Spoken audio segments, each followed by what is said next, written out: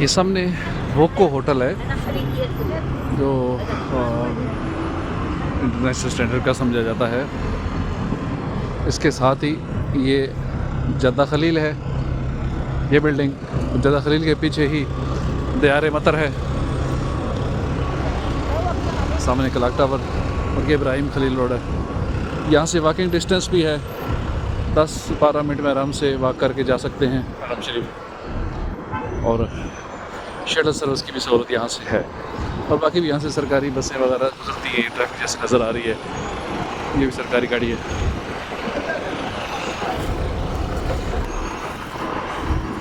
जद्दा खलील ये स्टार होटलों में शुमार होते हैं, होटलों में जद्दा खलील। रास्ते से नहीं, रास्ते में नहीं, ये होटलों की बसें, होटलों की बसें।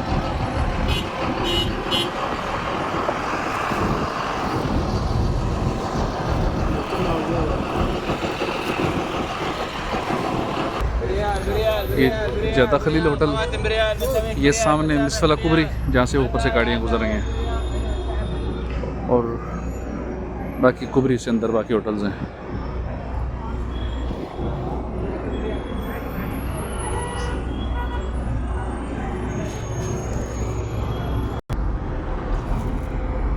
ये मिसफला कुबरी गाड़ियाँ ऊपर से गुजर रही हैं,